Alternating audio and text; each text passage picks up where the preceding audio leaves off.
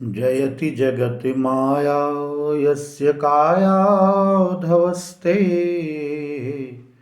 वचनरचनमीकं केवलं चाकलय्य ध्रुवपदमपि यातो यत्कृपातो ध्रुवोऽयं सकलकुशलपात्रं ब्रह्मपुत्रो नतोऽस्मि। सकलकुशलपात्रं ब्रह्मपुत्रो नतोऽस्मि। श्री भागवत महापुराण अंतर्गत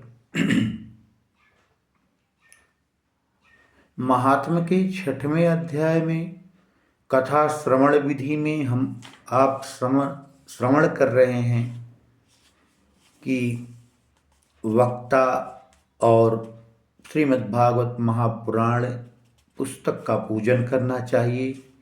और उसके बाद कहते हैं प्रसाद तुलसी माला श्रोतृभ्याश्च दीयताम्।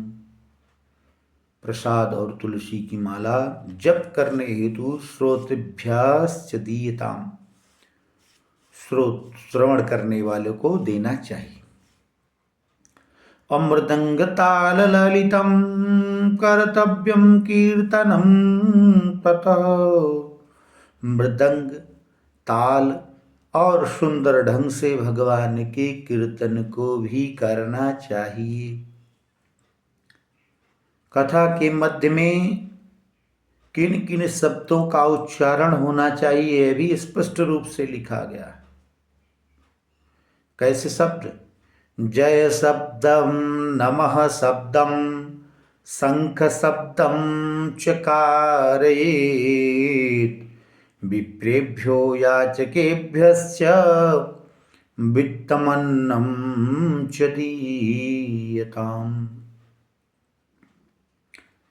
कथा के मध्य में जय शब्द, जय हो, नमः शब्द, नमस्कार है प्रभु को, शंख शब्दम, मध्य मध्य में शंखादि की ध्वनि का भी अगर उच्चारण हो जाए तो कोई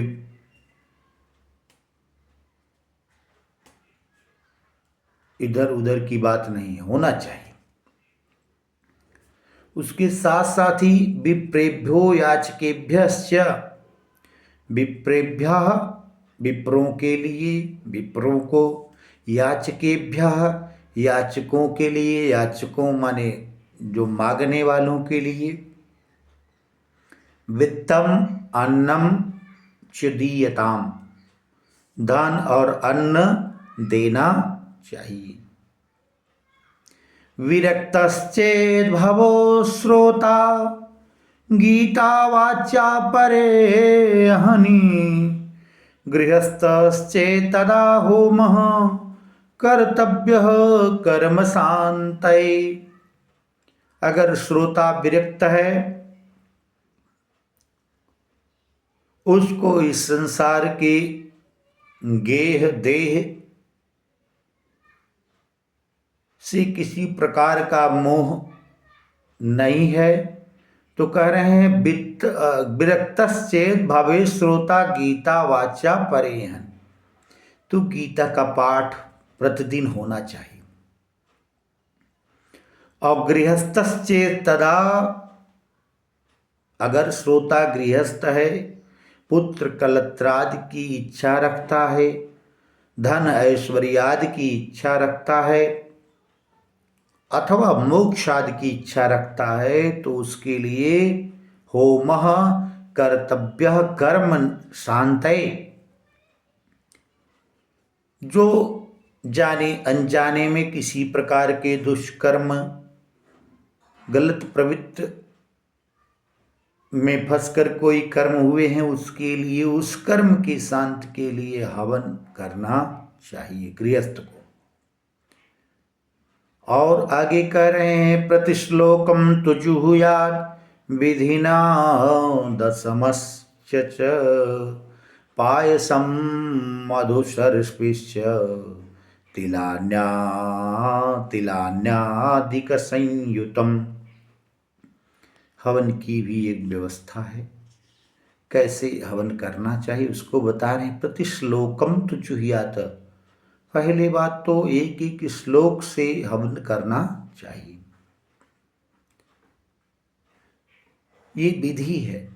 अथवा दशम स्कंद की प्रत्येक श्लोकों से हवन होना चाहिए। हवन में वस्तुएं क्या होंगी? पायसम, मधु सर्पिष्य, खीर, मधु और घी, तिलान्नम, तिल, चावल और जौ, इन सबको संयुक्त रूप से मिला करके तो हवन करना चाहिए। अथवा हवनम कुर्यात गायत्रा सुसमाहितः, अथवा दशम स्कंद बड़ा है, 90 अध्याय हैं, तो बहुत लंबा, लगभग 2 दिन तक हवन की ही प्रक्रिया होगी। अगर पूरे इस एक एक श्लोकों से अगर हम या कोई विद्वान करना चाहे, कराना चाहे, तो 2 दिन का समय हवन में लग जाएगा। ये मैं हो सकता है कम बता रहा हूँ, इससे ज़्यादा ही लगेगा, इससे कम नहीं लगने वाला। तो ये थोड़ी लंबी प्रक्रिया हो जाएगी भागवत श्रवण करने वालों के लिए। तो बता रहे हैं कि अथवा हवनम कुर्यात गायत्राम सुसमाहितः, अथवा गायत्री मंत्र से हवन करिए। तन्मयत्वा पुराणस्य परमस्य तत्वतः, और अथवा पुराण की परम तत्व उस गायत्री मंत्र से हवन करना चाहिए। होम शक्त्यो बुधो होम्यम दत्या तत्फल सिद्धये, नाना छिद्र निरोधाय न्यूना न्यूनातिधिकेतानयोः।